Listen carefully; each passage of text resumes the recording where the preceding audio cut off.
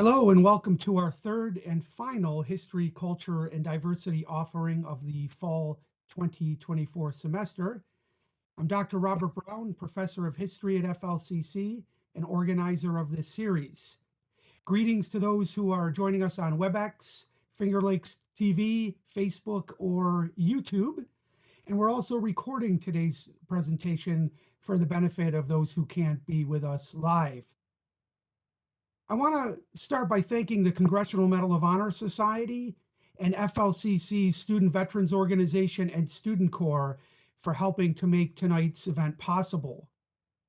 Happy Veterans Week and the deepest appreciation extended to every member of our armed forces who have served our country or continues to serve, as well as those who consistently honor and support them. We are profoundly honored to have with us tonight Vietnam War Congressional Medal of Honor recipient Alan J. Lynch. Of the 2.7 million members of the U.S. Armed Forces who served in the Vietnam War, only 261 received the Congressional Medal of Honor. And as of January 2024, only 44 holders of this distinction are still with us. Our hero, Mr. Lynch, was born in Chicago in 1945 and grew up in the shadow of World War II's greatest generation. His own father was a U.S. Army Air Forces veteran of that conflict. Mr. Lynch attended high school in Porter County, Indiana, before enlisting in the U.S. Army in 1964. After serving 2 years stateside and in Cold War-era Germany, Mr. Lynch volunteered for service in Vietnam and was assigned duty as a specialist 4th class in the 12th Cavalry Regiment, 1st Cavalry Division, Air Mobile. He would serve as a rifleman and platoon radio telephone operator in Southeast Asia from May 1967 until June of 1968. On December 15, 1967, after spending 6 months in country, Spec 4 Lynch's unit became involved in a fierce encounter with North Vietnamese forces near My An in Binh Dinh province, which you can see on the map to the right. This action would change Mr. Lynch's life forever and would earn him America's highest award for valor. President Nixon presented now Sergeant Lynch with the Congressional Medal of Honor in the White House on May 15, 1970. The accompanying citation reads, and you see the text there, quote, "For conspicuous gallantry and intrepidity in action at the risk of his life above and beyond the call of duty, Sergeant Lynch, then Spec 4, distinguished himself while serving as a radio telephone operator with Company D. While serving in the forward element on an operation near the village of My An, his unit became heavily engaged with a numerically superior enemy force. Quickly and accurately assessing the situation, Sergeant Lynch provided his commander with information which subsequently proved essential to the unit's successful actions. Observing 3 wounded comrades lying exposed to enemy fire, Sergeant Lynch dashed across 50 meters of open ground through a withering hail of enemy fire to administer aid. Reconnoitering a nearby trench for a covered position to protect the wounded from intense hostile fire, he killed 2 enemy soldiers at point-blank range. With the trench cleared, he unhesitatingly returned to the fire-swept area 3 times to carry the wounded men to safety. When his company was forced to withdraw by the superior firepower of the enemy, Sergeant Lynch remained to aid his comrades at the risk of his own life rather than abandon them. Alone, he defended his isolated position for 2 hours against the advancing enemy. Using only his rifle and a grenade, he stopped them just short of his trench, killing 5. Again, disregarding his safety in the face of withering hostile fire, he crossed 70 meters of exposed terrain 5 times to carry his wounded comrades to a more secure area. Once he had assured their comfort and safety, Sergeant Lynch located the counterattacking friendly company to assist in directing the attack and evacuating the 3 casualties. His gallantry at the risk of his life is in the highest traditions of the military service. Sergeant Lynch has reflected great credit on himself, the 12th Cavalry, and the U.S. Army, unquote. Sergeant Lynch continued to serve his country long after the end of the Vietnam War, remaining in the U.S. Army Reserves until 1994 and tirelessly advocating for his fellow veterans and disabled ex-servicemen and women. Mr. Lynch served as a Veterans Benefit Counselor and as Chief of Ambulatory Care with the U.S. Department of Veterans Affairs, and as the Executive Director of the Vietnam Veterans Leadership Program of Illinois. From 1985 to 2005, he was chief of the Veterans Rights Bureau in the Illinois Attorney General's office. Since his retirement, Mr. Lynch remains an active member of the Vietnam Veterans of America organization and as a liaison for the Congressional Medal of Honor Society.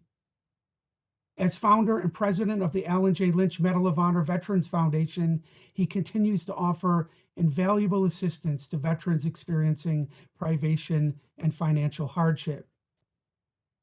In 2019, Mr. Lynch published a memoir, Zero to Hero, From Bullied Kid to Warrior, which has received wide praise and I can personally vouch as an outstanding read. Mr. Allen and his wife Susan reside in Gurnee, Illinois, where he joins us from tonight. So please give a warm Veterans Week welcome to a true American hero, Mr. Alan Lynch. Thank you. I guess I'll begin at the beginning. I was born, well, let me start with this. There is a really a great couple of books out. One is called The Fourth Turning, and the other is The Fourth Turning is Here. And what really hit me with these books was the basic thesis is hard times make hard people make good times make weak people make hard times, and it kind of reverses itself and starts over again.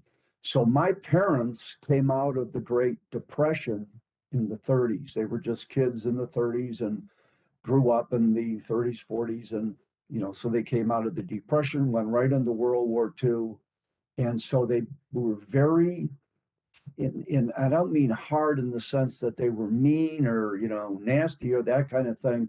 They knew how to do without. My dad told stories, Depression stories, and he loved to lecture. He was someone who wanted to be a teacher, should have been a teacher, but was just a welder and a machinist in the factory. But he would tell Depression stories about how they would take to make their flour last. They would use sawdust in the flour to kind of stretch it out. Depression bread. How during the winter they would go down to the train tracks and they would find the coal cars and get coal, and how he used to climb up on the moving freight cars and climb up and kick coal off so his dad at the bottom of the hill could get the coal and heat the house that night, and going without food sometimes. So that's how my mom and dad were raised. Nothing was wasted in our house when I was growing up. My mom could take a Sunday chicken after that and make it last until Wednesday. Sandwiches on Monday and chicken soup on Wednesday or Tuesday, I'm sorry. So there was none of this wastefulness going on. My grandkids, they always drive me insane because my granddaughter will go, well, I don't like the texture. We didn't know about texture. If mom cooked it, you ate it. That was dinner. There was no texture. There was none of this kind of stuff. It was just, that's what we do. So I'm raised that we do for ourselves, self-reliance. If there needed to be work done at home, my dad did it. If there needed to be a roof put on, my dad and I did it. If we needed to run electrical work, my dad and I did it. That's how it was. And this is a traditional family where my mom stayed home My dad was into this mindset of a man is not a man if he can't support his family. And so my dad would work 2 and sometimes even 3 jobs so that my mom could stay home and be a mother to us and raise us properly and make sure, our homework got done and we had food on the table and all of that kind of thing. Thankfully, my mom was an absolutely awesome cook.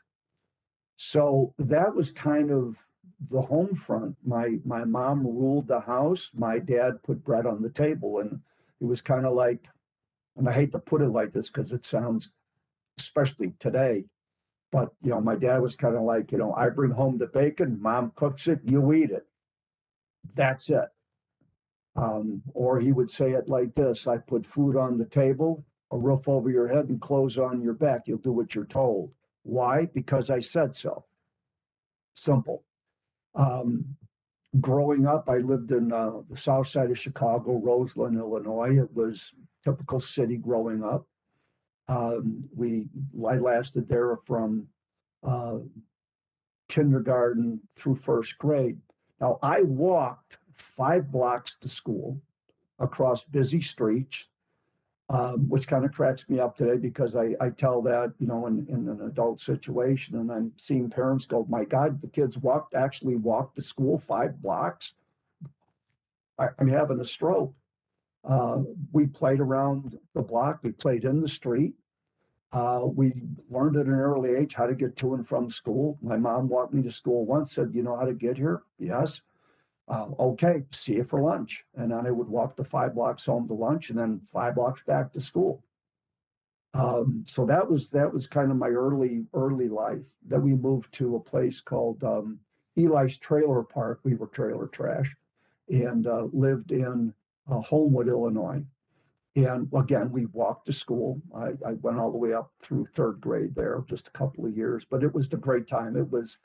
We had, we weren't environmentally aware back then, so people just threw stuff out. So in our area to play, there was a stream bed, and there was everything in there from an old refrigerator to an old fallen down tree that we turned into a rocket ship, a spaceship, a covered wagon. We fought I'll be polite, but you can imagine the words that we would say. We fought the Germans and the Japanese and the First Nations people. We didn't call them that, but I'll be politically correct because, God forbid you should say things.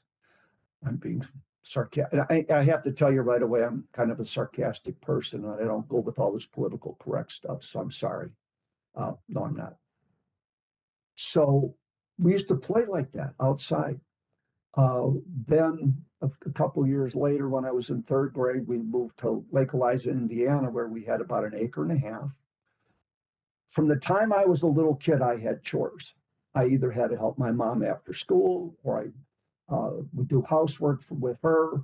I did dishes all my life, from as far back as I can remember. My dad, being a military guy, used to wake me up to reveille, and if my dad was up, everybody was up.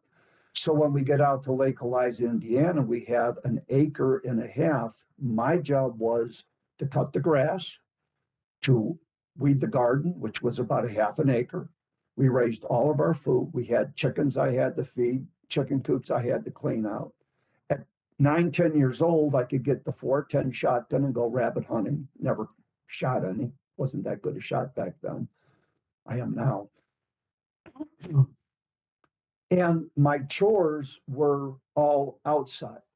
Back then, boys worked outside, girls worked inside, which made me quite happy because my sister's an awesome cook, just like my mom was. So a lot of what my mom used to cook, my sister now cooks for me as a treat. She's 8 years my junior. But once the chores were done, I could get on my bike and ride all over the place.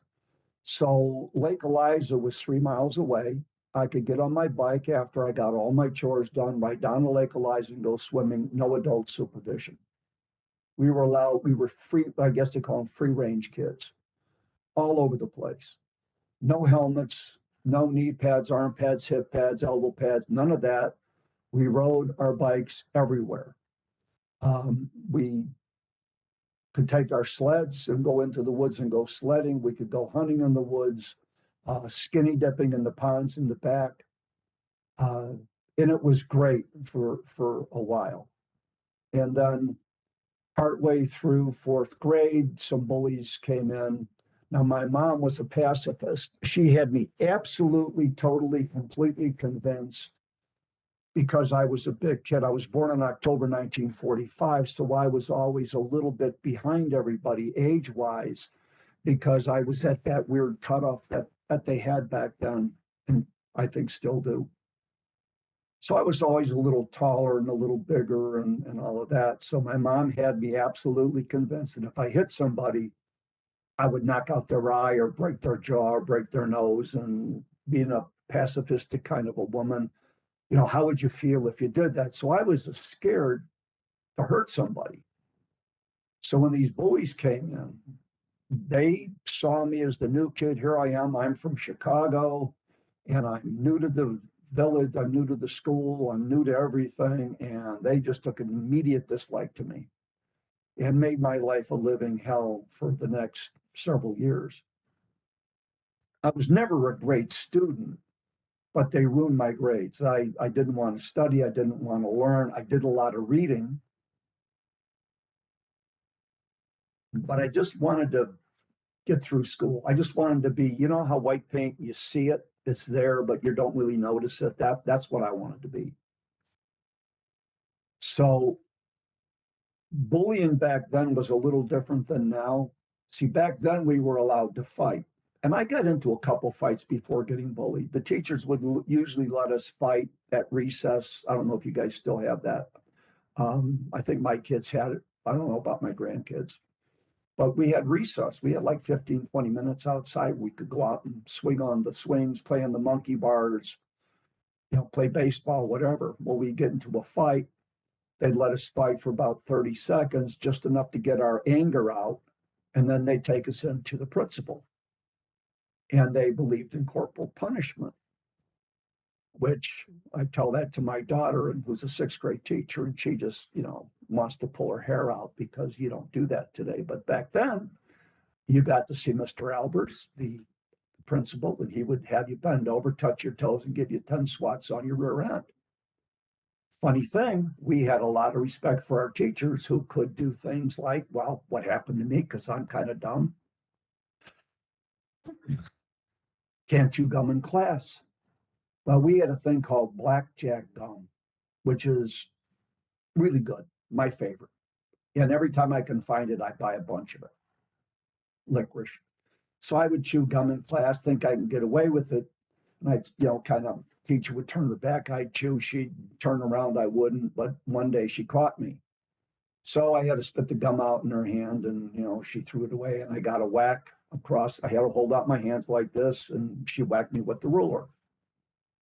So the next time she caught me, not a day later, the second offense, I spit it out in her hands. She took it and she went like that and put it right in my hair. I thought my dad was going to be really upset. No, he wasn't. He went and got a razor, shaved a nice little circle in my head. You would see that now if I had hair. And put it there and said, what did the teacher say? Don't chew gum in class. What did you do? I chewed gum in class. Teacher's always right, period. So that was the kind of school that we had. Very respectful, very quiet. My school had first and second grade in one room, third and fourth in another, fifth and sixth in another, and then we had junior high, not middle school. Junior high was seventh and eighth, and that went to another school. It was basically reading, writing, arithmetic, history, lots of history. We had World War II vets that were our history teacher, which was extremely cool. But it was kind of like Tale of Two Cities. It was the best of times and it was the worst of times. It was the worst of times because I was bullied. I hated school. It was the best of times because I could, once my work was done at home, I could roam the woods. I could go fishing. I could go to Lake Eliza and go swimming. I could do whatever I wanted as long as I was home by dark.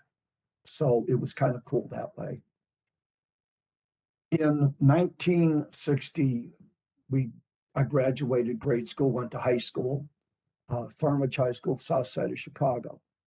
And, you know, this is where I learned one of the first lessons of life. No matter where you go, there you are. I moved to a new school, a new neighborhood, a new town, and everybody in Lake Eliza was over there. So I decided to have a new personality, a new persona, if you will. I actually started having friends. I was going to football games and basketball games and, you know, just living the life, having a good time. And then one day I went to sit at a table. A kid told me I couldn't, and I chested out and I said, "What do you think about that?" And he stood up and he looked me dead square in the eye. And I was right back to being the bullied kid. And from that point on, I did nothing in high school. I just basically went to school, went home. I had few friends. I went to no dances. I didn't go to my junior, senior prom. I did nothing. I just hated it. I wanted to graduate. The only thing good about it was I learned how to write because Mrs. Ward was a great teacher. She gave me straight D's in English for 4 years, but I learned how to write real well with her.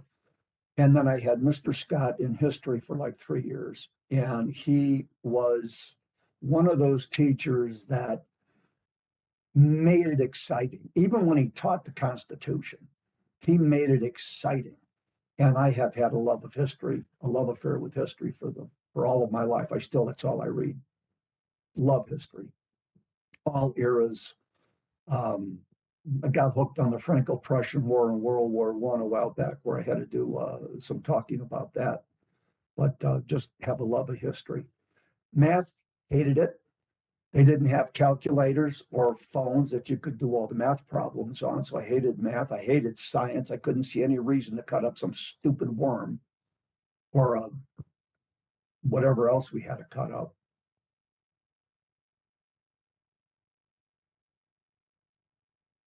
And when I hit high school, my dad said, "My allowance is over.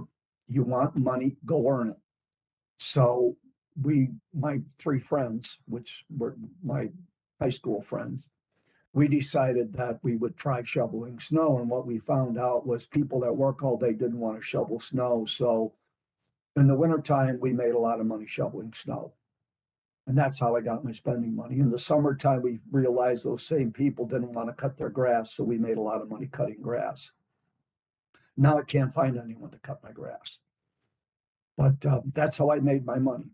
So I always had money. But because I was not in athletics, I didn't have a lot of friends. I had a lot of money. I had no girls to spend it on.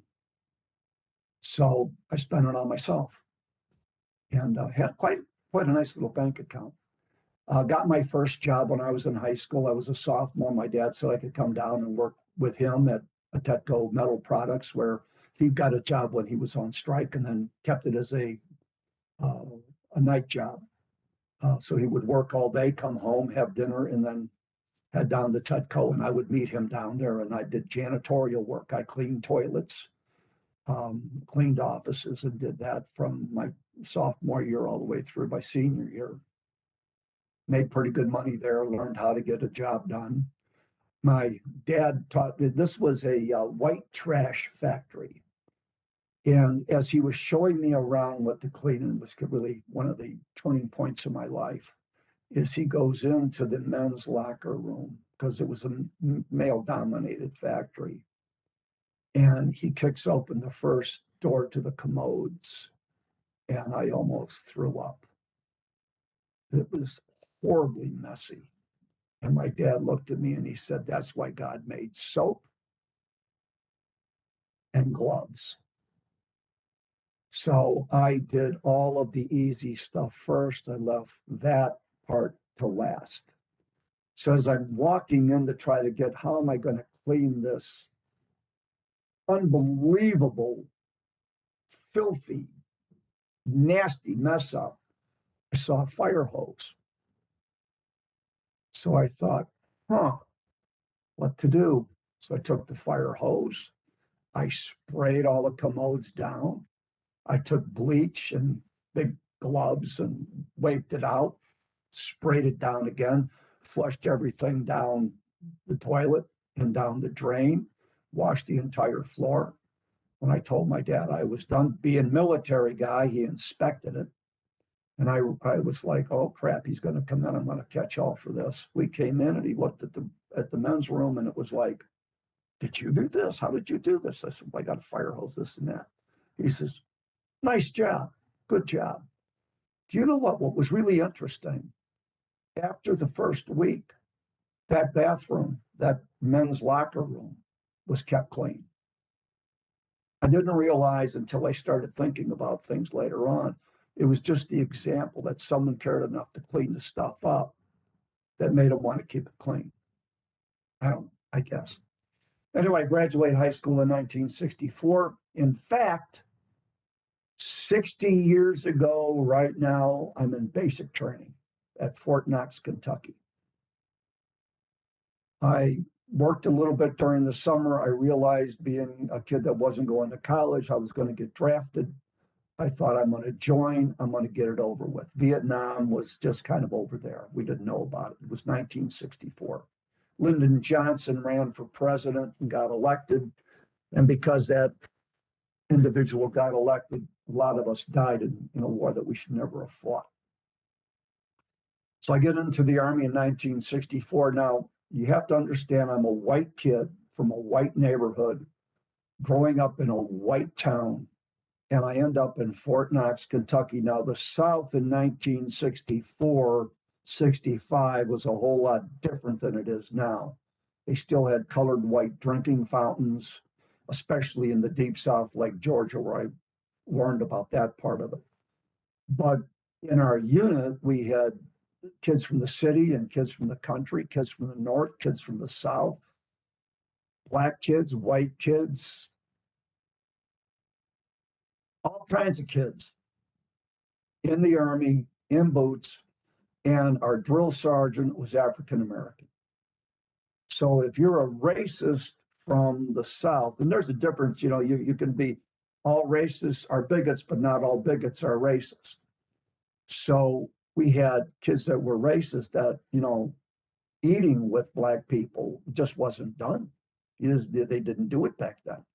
Drinking out of the same fountain, living in the same barracks. So here we are in a World War II barracks where all of our commodes, no privacy, like right next to each other. You'd literally sit knee to knee taking care of big business.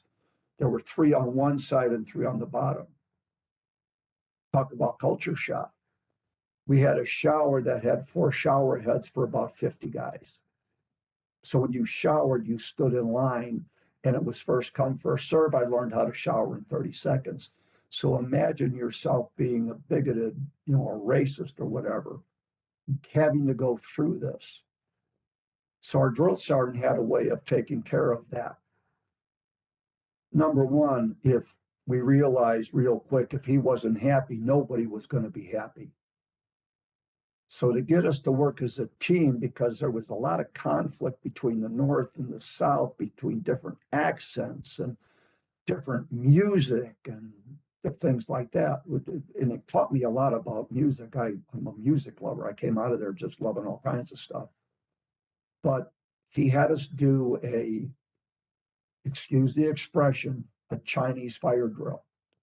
Basically what that was, everything outside, everything inside, outside, and it had to look exactly like the barracks did inside. And he gave us 15 minutes to do it. So you have a bunch of people that aren't working together. Suddenly we have to empty this out and set it up. And of course we missed the time, which was what he wanted. And then we had to put it all back. We had to do it 3 times. We learned to work together. So all the bigotry, all of the racism, all of that got put on a shelf, and we learned to work together. Because if the drill sergeant wasn't happy, we were not going to be happy, and he could make our lives miserable. And I think took some fun in doing that. I graduate basic training, find out I'm not as dumb as I thought I was. I get a chance to go to officer candidate school. I lasted 4 weeks. Went through advanced infantry training at Fort Gordon, Georgia. That's where I found the colored white drinking fountains. Went through basic training at Fort Gordon, Georgia. went through officer candidate school at Fort Benning, Georgia, which is now, I think, Fort Moore, which is what it should have been named. I never liked the idea of Southern generals being given, having their forts named after my book, they're traitors. But that was me. And that was long before it was popular. At any rate, last 4 weeks in OCS, I dropped out, did a drop-on request, ended up in Berlin in Germany. That's 1965, 1966. I re-enlist in April 1966 and didn't do that. Re-enlisted for Berlin, Germany, which was the only divided city in the world at that time. East Berlin was communist, West Berlin was capitalist. And it was like looking from, I don't know, I guess, Middle Earth into Mordor. One side was light, party, fun. The other side, armed guards, walls to keep you out, not keep you out, but to keep you in. I was actually there when a couple people died trying to get out of East Berlin to get into West Berlin. Actually was able to go on what they call a G2 patrol in the East Berlin. Horrible. They still had bullet holes in the buildings where West Berlin was just built up and beautiful. I was getting to feel pretty good about myself. And then I smarted off to my squad leader. I told him about his parentage and where they came from and what kind of people they were and all that, which cost me an Article 15, which is non-judicial punishment. I got 15 days confined to the barracks, 15 days extra duty, 7 days pay, and a suspended bus from E43. You'd think I'd learn. I didn't. Apologize for my voice. I had a couple of schools and some other events, so it's worn on it. So I didn't learn. Not 2 months later, a buddy of mine got some very bad news from home. When AWOL, we went out to get him. As we're sitting there in a guest house having a beer, talking him into coming back, the first sergeant walks in along with our section leader or whatever, and I get my second Article 15. So I realized real quickly that I was not a garrison soldier. But also there was this thing of, I still felt like I had that stink of cowardice from being bullied in grade school and high school. And Vietnam was really heating up.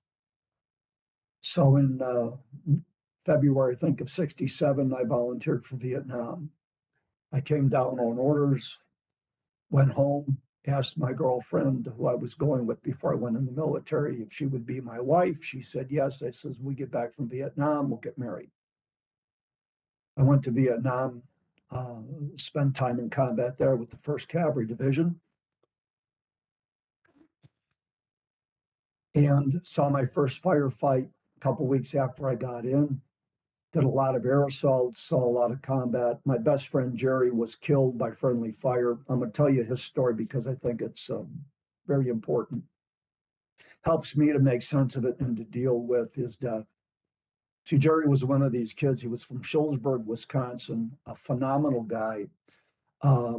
Used to tell a story about almost dying twice. The first time, he's a farm boy. He said it was very embarrassing. He used to tell the story, just crack us up. It's very embarrassing for a farm boy to get kicked by a horse, but he got kicked by a horse. Almost died. And second time, he was out on a tractor. It was springtime. They were plowing, getting ready to put the seed in or whatever. And a thunderstorm came over as he was getting the tractor back. Lightning struck, knocked him off the tractor, put him into a coma, took him to the hospital, made it. So he used to say in Vietnam that, 3 strikes, you're out. 3 strikes, you're out. If something happens here, I know I'm done. Well, we had a kid from, no offense, but we had a kid from New York City, kind of a smart ass, and knew all the answers. Couldn't tell him anything. Not only that, he didn't want to be there. Who did? He was lazy. He was our assistant gunner on the M60 machine gun. Our gunner Gandhi was on R&R, so he became the gunner. Jerry and I had just finished lunch chow. And where we were in Khartoum looked a lot like the woods up in Wisconsin, which we were both very familiar with. And we were talking about going fishing when we got back to the world and, all of that kind of stuff. So we get the word to move out. Our point men, that's the people that walked up in front, moved out. And no sooner had we got to maybe even 100 meters into the walk than our point men signaled that there was movement to our front. Now, there was supposed to be nobody there that was friendly, so we get into battle positions. Jerry gets behind a tree, I get behind a stump. The guy that shot Jerry gets into a position where he's got a good field of fire, but he's got his head somewhere deep, dark, and uncomfortable. Our lieutenant gets up to the front. We find out that there's special forces operating with CIDG, civilian indigenous personnel. We all yell, and I mean yell, ceasefire, ceasefire, ceasefire. They're friendly. Everybody relaxes and stands up. Jerry stands up, a shot rings out. Abram, the guy that shot him, wasn't paying attention. With all the yelling, he wasn't paying attention. One round went downrange before the gun jammed. The machine gun jammed. Had they been enemy, we would have been toast. Hit Jerry in the chest. We carried Jerry to a place where we can cut an LZ landing zone. Helicopter literally has to, I forget what they call it, but they have to hover down to us. And they couldn't even land. We had to put Jerry up. All the while, Jerry's getting ready to go into shock. The medic is taking care of him. He's saying, I'm going to die. 3 strikes and you're out. 3 strikes and you're out. So Jerry gets on the helicopter. The door gunner had to jump off so there was a weight thing. They had to have the same kind of weight to get out. He ended up pumping with us the rest of the day. I take my M16. I'm beyond angry, not ever having had close friends. Jerry was that friend that I had. And I went up to the guy that shot him, and I stuck my M16 under his chin, and I told him I was going to kill him in the next firefight if Jerry died. I said, that's it. You better pray he lives.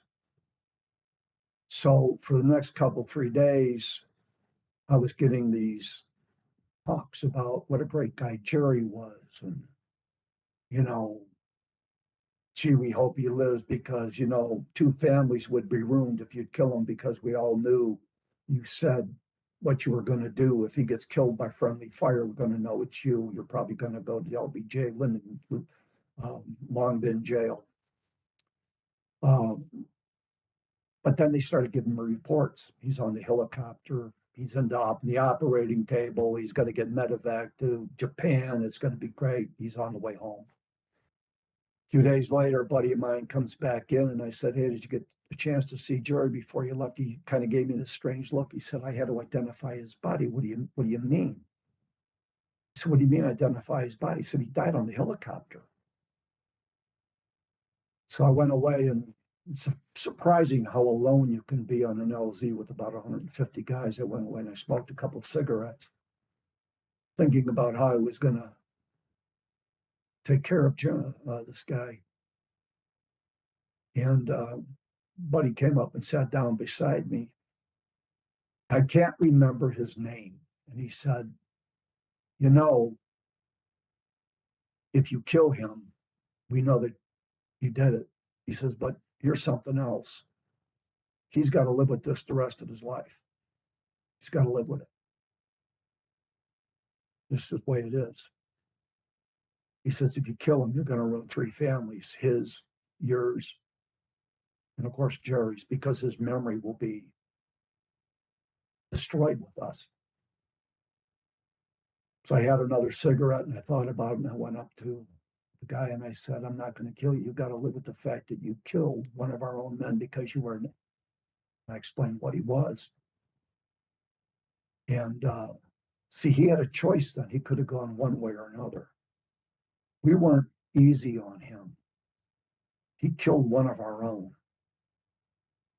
But over time, he became a good soldier. When I left Vietnam, he was a squad leader. He had earned our trust. I guess the point of that story is there's always a different path you can take. No matter how you mess up, there's always a different place to go. So I'll jump ahead, fast forward to when I earned the medal. And I'm going to do a kind of a down and down. I'm going to tell you the way I remember it, not the way it's written. We walked into an ambush. We were supposed to relieve A Company, which had walked into an ambush the night before. We didn't realize they were bait. We walked into an ambush. Our planemen got down into the kill zone. They opened fire. I was with a brand new Lieutenant Roy Sutherland, who was just an absolutely, for the 4 hours I knew him, a stellar guy, a good lieutenant. We go beat feet down front. I'm his radio operator, so I'm connected to him by the telephone. So he moves, I move. We go down front, find out what's going on. Wilhelm comes running back, gets shot. I go out and get him, bring him back. He said Casares, who was walking point with, got shot in the legs. He couldn't move. Both shins were shattered. So I asked the LT if I could drop my radio and go get him. So I ran across, I crawled down the ditch, was performing first aid on him and trying to figure out how I'm going to get him on my back and get him back to friendly lines when Esparza comes running across and gets hit about halfway to us. So I go out and I get him. There's nowhere else to go except right back into the damn ditch. So we get into the ditch. Unbeknownst to me, the fire was so great, my unit pulled back. And Captain Orsini and Lieutenant Sutherland led the rescue mission to come out to get to us. Sutherland was killed. Orsini gets back. They leave his body. There's nothing they could do. They couldn't bring it back. The fire was too intense. They back an APC up to our position, so close we could see inside. And all we could think of was, here's our chance. And they blew it up. Blew Captain Orsini out of the command turret. They medevac him. They pull out. Then they call in airstrikes and artillery, continuous airstrikes and artillery. Got very, very quiet after that. I reconnoitered the area to make sure there were no VC around or NVA. We had already killed a whole bunch of them in the trench. And next thing you know, we're finding our friendly troops were medevaced, and I'm out of the field about 3 months after that. About a month and a half after that, I'm out of the field for good, which caused me no end of survivor's guilt because my unit went north to I Corps during took a lot of casualties. I don't know what happened to any of the guys except Esparza. He looked me up back in the late 90s, and when I finished my biography, I sent him, we had communicated a little bit over the years. I sent him what I wrote about the battle. He said that he remembered it pretty much like that, and I filled in some blanks. An incident happened that was pretty cool. It's not in the book. About 3 years ago, before COVID, I was on LinkedIn. I have a foundation, so I have to be on LinkedIn. I have to be a little bit skilled in some of those things, which keeps the little brain cells sharp. And I get this note from an Esparza. And I said, your name is very familiar to me. Do you know Joe Esparza? She says, he's my dad. Thank you for my life. And I never realized that saving him allowed him to have a family and have grandkids, that they were alive because of me. I never entered my head. Gave me one of the worst PTSD episodes I ever had. Brought it all back just so vividly. I could see it all happening in slow motion. I haven't had one of those in years. Best experience I could have had, and I went right back to Vietnam with it. Got out of Vietnam, came back to the world, got out of the Army in April 25th, 1969. Tried to pick up the American dream, started living the dream, had a couple of jobs, ended up back at Libby McNeil in Libby, where I worked before I went into the Army. Kept meeting this one secretary that kept walking through the cooler where we kept all of the meat and stuff. And finally got the nerve to ask her out. And we've been married, 55 years next year. Fate has a habit of putting you in the right place at the right time. I've worked with veterans all my life, suffered post-traumatic stress for a long time, way too long. I wouldn't get help because I was too stubborn. Finally, after many years of riding that pony, I decided it was time to deal with it and get done with it or do something else. I had a great psychologist that put me through particular hell, wanted to drug me up and give me a lot of meds. I said, I'm not doing any medication. You fix me. I'll do whatever you tell me, but I'm not taking any meds. So I worked my ass off. And finally, after about 3 years of therapy and different things, got a handle on it. I had to fight it like it was a person. I had to treat it like an enemy. I call it the dragon in my biography because I had to fight it like that.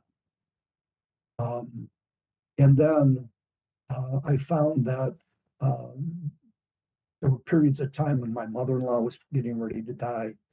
She had rheumatoid arthritis real bad for about 1.5 years, and my wife would take care of her. And for that period of time, I was so focused on, my mother-in-law and those health issues that I didn't have any symptoms. And then my dad got cancer, and I was taking care of my mom and dad, helping my mom through this transition and all that. Didn't have any symptoms. Then my mom had a stroke. I didn't have any symptoms because I was focused on them.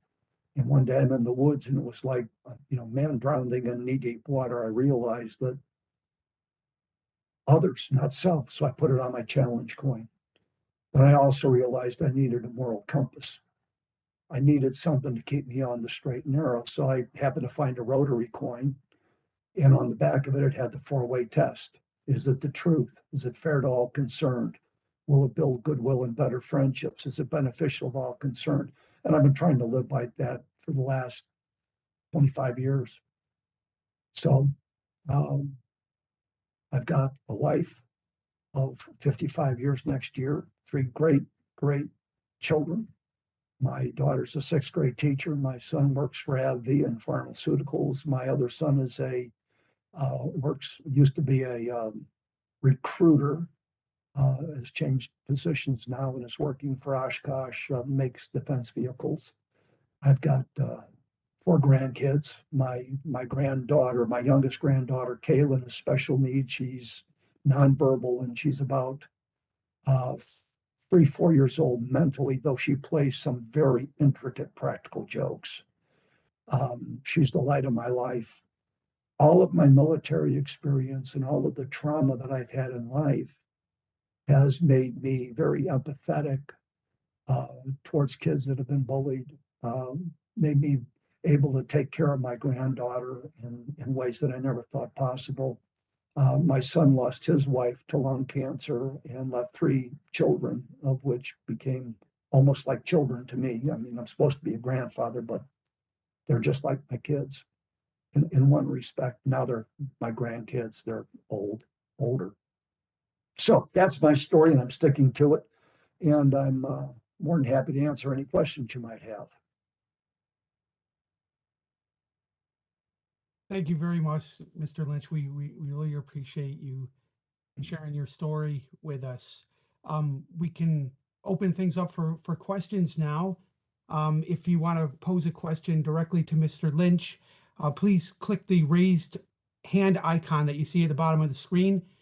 And when we see it, we can unmute you and you can speak to Mr. Lynch. Or if you prefer, you'll see in the lower right-hand corner of the screen, there's a chat feature and you can type something in that we can read to Mr. Lynch. Let's see if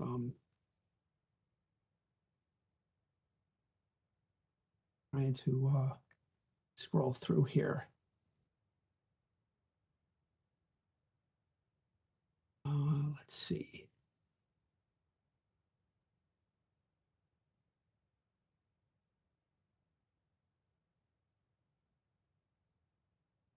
see. Anybody have a question? Hopefully I'm navigating this. Okay, screen. Well, Dr. Duchess, my colleague who also teaches history, had a question that was also on my mind. What was it like to meet President Nixon? It was awesome. I'm a blue collar guy, I'm a factory guy. And to meet the President of the United States was pretty awesome. It was kind of funny. I'm hard of hearing because, gunfire and all that. So they do the usual, where you're from, the typical question. So he said, "Where are you from?" And I went, "Excuse me." And he said, "Where are you from?" And I said, "Oh, I'm from, Dalton, Illinois." So for months afterwards, it was, "What did you say to the president?" And I said, "What?" And I thought, what would sound better than, you know, "Excuse me." And I said, "No, what did you say to the president?" And I said, "What?" And I says, "That's what I said to the president was what?" It was just cool. I flew first class for the first time in my life.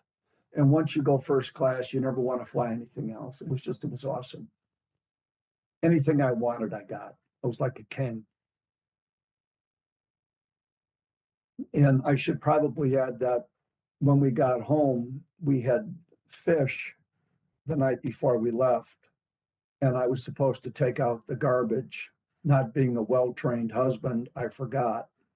So when we got back home, the apartment reeked of fish. I got the biggest ass chewing from my wife ever.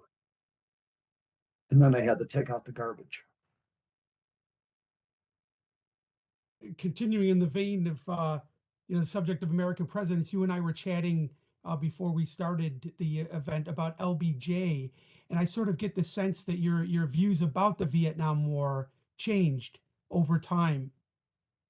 Yeah, yeah, a lot. I look at I've read Robert Carnell's work on LBJ. I'm waiting for the last one, and he better not die before he finishes it. But I've also studied his presidents. I read Confronting the Presidents by Bill O'Reilly, which is an excellent work. But LBJ was a horrible, horrible president, just a horrible president. And he was a charlatan. Um, Went to war, which has made me really think about going to war. Um, he went to war for political reasons and basically wasted us and ruined his country. And so I don't have any love for the guy. I hope he burns in hell. Not that I'm angry about it. Um, there's a comment in the chat. Mr. Lynch, thank you for your service. I have a question. I also have PTSD due to the Iraq War in 2010. Any advice for me on how to deal with it? I currently see someone at the VA, but some days are worse than others. What helped me, and um, I never punched a person, but I got very good at plastering because I hit walls, I hit a truck, I hit a tree. I would get blind anger. I would get very depressed. You know what I'm talking about. And three things helped me. I write a lot, and I spend a lot of time writing about my feelings and then burning them. I spend a lot of time in the woods walking. Um, I walk a lot, and even now, I'm suffering a back issue because I have to do physical work to get my mind off of stuff sometimes, even now that I've got pretty good control of it.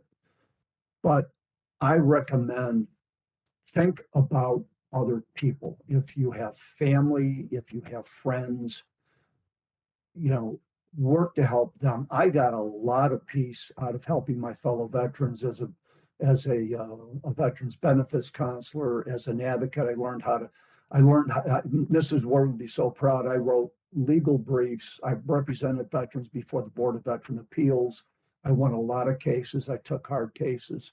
Ruck, do physical stuff, meditate. You can get through this and you can beat the dragon, but you got to treat it like an enemy. You can't treat it like a friend. Don't identify it as mine. It's not yours. You don't want to get rid of it. I have that habit of my PTSD whenever I start getting into a bad place. But I treat it as my enemy. It's trying to kill you. Don't let it. Don't let it win. Fight that sucker. Another audience member has asked a similar question. For anyone going through similar trauma and stress, what are the signs to look out for that someone needs help? I got very reclusive. I would isolate. I drank too much. Um, I started getting very I was a pretty happy guy. Normally, I'm happy. I like to joke when I get very sullen, get introverted, get into myself. I isolated a lot in the basement. I would just come home and go to the basement and kind of leave me alone. So you want to watch out for that. Um, it's kind of be very situationally, not only in yourself, because a lot of times the symptoms sneak up on you. You find yourself, you're happy one day, and the next thing you know is you're getting depressed and you don't know why. That's the time you want to do some self-examination and go, where am I at? How am I feeling? Why am I feeling this way? And you can also do that with some of those kind of probing questions with a friend is, hey, you look kind of down. What's going on? That kind of thing. I don't know, did I answer the question good enough? Or For a lot of our students, they're obviously too young to have remembered the Cold War, and you experienced it firsthand. I mean, you were on the front lines in Germany, first of all. You had mentioned the contrast between East and West Berlin, and then you fought against the communists in Southeast Asia. Can you give them a sense of how real the threat was to the West during the Cold War? it was we had tippy-toed around. I'll never forget, I was in learning how to play the guitar. I was taking a guitar lesson, and President Kennedy came on and talked about, the missiles being in Cuba. And it was like, holy criminy, are we going to go to war? And we came that close. I mean, it was very, very close. So growing up, I grew up in the 50s when they were testing milk for radiation because they were doing atomic testing. They would talk about the radiation clouds, wafting over and, putting radiation in the very milk we were drinking. So I grew up under that. So it was a very real threat. Communism is still a threat. Don't kid yourself. The thing with communism is it's like socialism. It sounds good until you look at the socialist country. We looked at West Berlin, vibrant, full of life. And then we looked across the border into East Berlin and it was dark, not well lit. And when I went over there on these G2 missions, there were bread lines. So it takes away, evidently, it seems to take away the will to do anything other than just, be.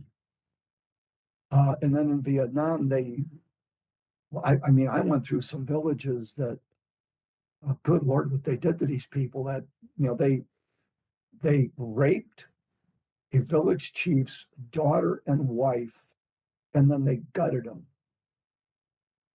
after making them watch that. We got that from people that saw it happen. They were brutal, and communists are brutal. I mean, all you've got to do is look what's going on in China. I mean, North Korea, they just sent, how many thousand of their citizens to fight in the Ukraine to help Putin out. I mean, it's not a worker's paradise by any stretch. And I've witnessed it firsthand. Another thing you and I were chatting briefly about prior to starting the event was the humanitarian work that U.S. service personnel performed in Vietnam. I think this is something else that our students don't know, that that there was another side to our involvement, our intervention in that part of the world. Yeah, I hate to laugh, but it was, we would get fire out of a village, and of course you're in a combat zone, so you have to do what you're doing. It's war. It's not supposed to be nice. So we would call an airstrike. We would do whatever it took to get the VC, to kill the VC or the NVA on occasion. And once it was over, we would go into the village. And I'll never forget this one Vietnamese woman came up, and she was through our kid. We had a Kid Carson scout who was a former VC that flipped to our side, and he started laughing. And I said, "What's going on?" And she says, "You Americans are blank and crazy. First, you blow up the village, and then you come in and you take care of the wounded." Well, there were civilians caught in a bad situation. They didn't have much of a choice. Neither did we. But, American service members, typically, we're not bad guys. We're not like Attila the Hun. We don't throw people off buildings or, do those kind of things, typically. Now, may I lie? Yeah, that was a total breakdown in leadership. But for the most part, we love kids. I mean, anybody that served in Iraq, how many times did you do stuff for little kids that come up to you? And we used to give the little kids in Vietnam food because they were hungry. So yeah, it was kind of schizophrenic. Well, it's like World War II with schizophrenic. We go in, we blow the hell out of Germany and Japan, and then we go in and rebuild it under the Marshall Plan. That's what we do. Anybody else have a question? Please don't be shy. Type it into the chat or raise your hand. Hopefully I'm seeing anyone that has their hand raised. If I don't, please type it into the chat and I'll make sure to find you. Brother veteran, thanks for your service. Yeah, there's a lot of that. Hopefully you see that in the chat. A lot of gratitude being expressed. For this generation that knows little about Vietnam and the experience of our GIs and wants to sort of looks to popular culture as their guide, what film would you recommend to them to give that conveys the reality, you would say, of the experience of combat? I would go Hamburger Hill. We Were Soldiers, and Full Metal Jacket. Knowing a lot of Marines that went through basic training, Full Metal Jacket is just great, especially Gunnery Sergeant Hartman. I guess that was just right there. Yeah, my dad was in the Corps exactly at that time, and that's his opinion of Gunnery Sergeant Hartman. Said that was boot camp exactly as he remembers it. Let's see, what is this one question here? Yeah. Uh, Are you able to scroll through the questions there? yeah, I just learned how to do that. See, well, I'm baffled as to what happened to the microphone. Okay. Let's see. Yeah, that's before we started.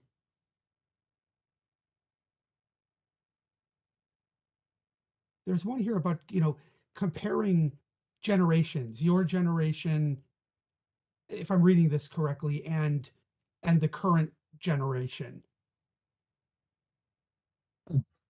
Yeah.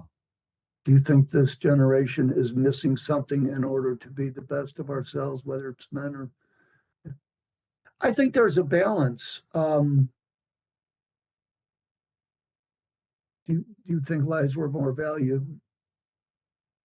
Do you think that lives then were? Yes.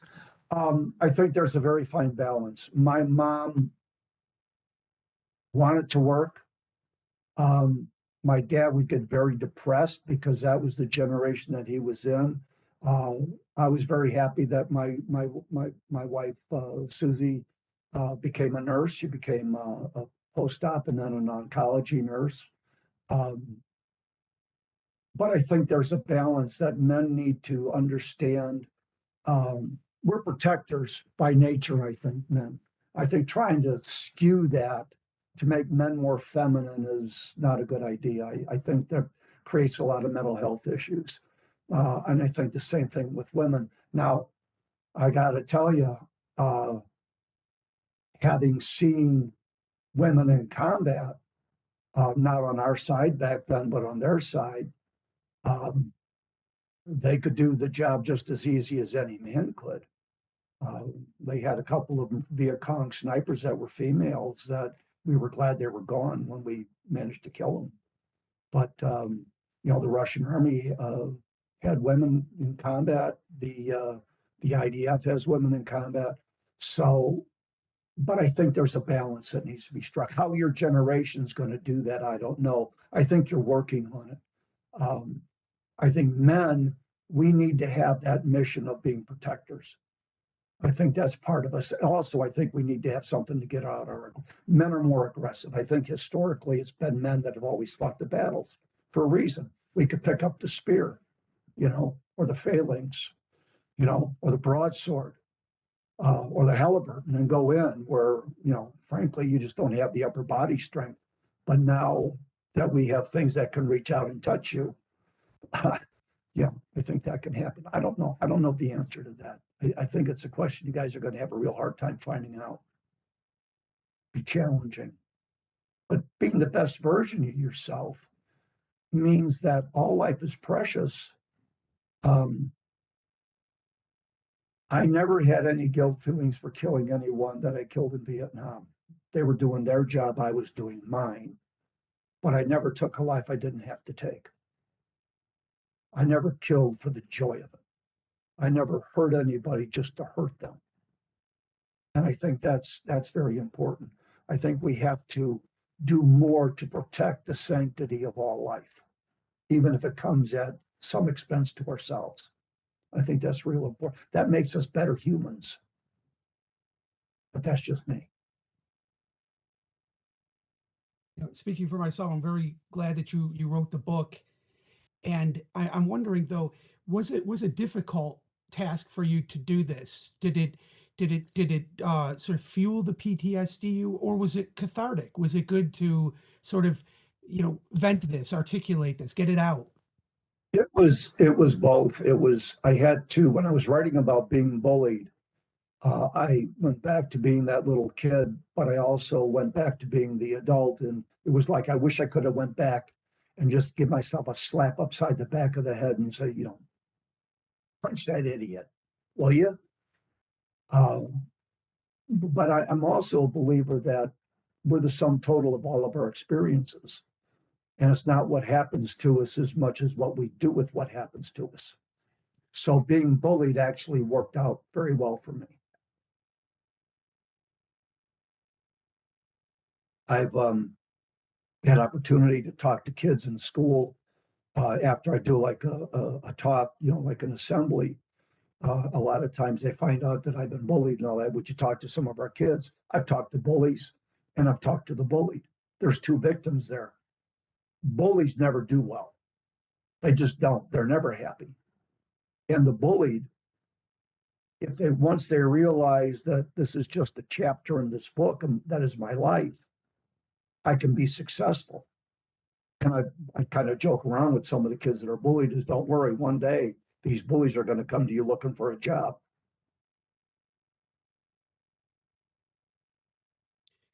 I'm trying to find the quote in your book because you relate, in a very compelling way, the way in which your worldview, your philosophy had changed as a result of your experiences in Vietnam. And one of the quotes that struck me, and I'm sorry, I dog-eared it, but I can't find it, involves the randomness of life. Do you remember, that observation? Yeah, it's I had my life planned. I was going to get out of the army. I was going to go to work. I was going to raise a family. I was going to vacation in Wisconsin. I had it all worked out. And then I got this. And even when I got this, I came home after the ceremony. I put it in a nice thing, put it up on my on my wall and thought, that's it. Then I got a job with the VA. And I ended up doing group therapy with drug addicts coming back from Vietnam and being a part of a therapeutic community and doing all this touchy-feely stuff that I didn't really like, but ended up kind of liking it because it helped me through a lot of things initially. So then I started speaking, and then I started doing other things. And, it's just, life gives you so many opportunities to do cool things. I mean, I was able to take all of my kids and my sister and my wife to the inauguration to see this transition of power. I've worked on political campaigns for both Democrats and Republicans. I've had a great life, and I'm still having a great life. I'm doing different things all the time. Got to keep the little gray cells working. Right. And you mentioned, luck. Yeah, Luck is that I'd so much almost is rather be beyond lucky than good. right, right. Yeah, when I read that part of the book, it kind of confirmed the stoicism that I'm very strongly attached to as a philosophy, that even you go into life situations with the best of intentions and the best plans, but you quickly find out so much is beyond your power to control. Yeah, yeah. That's why I love history. As I look back and I study things like World War I. I had to do this thing in the summer at Valley Forge on World War One. So I studied up on it, and I read about World War One. I studied World War One, but I didn't realize that the Franco-Prussian War, which was another French defeat, led right into World War One.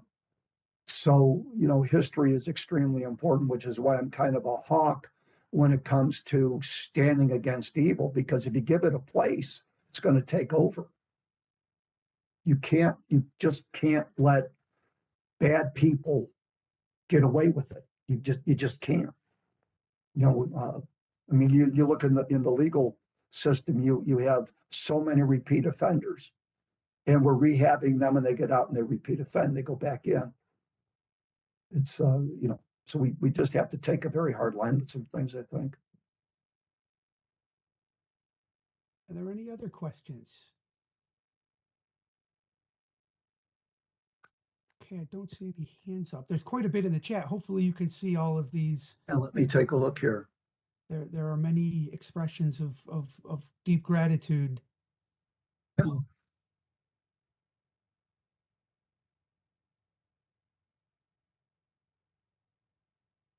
Okay.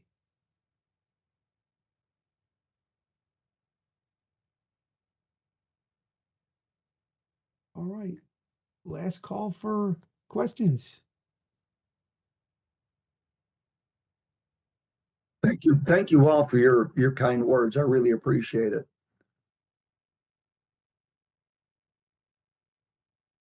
All right. Well, thank you very much, Mr. Lynch. We're profoundly grateful to you for sharing your time with us tonight and for your incredible service to our country.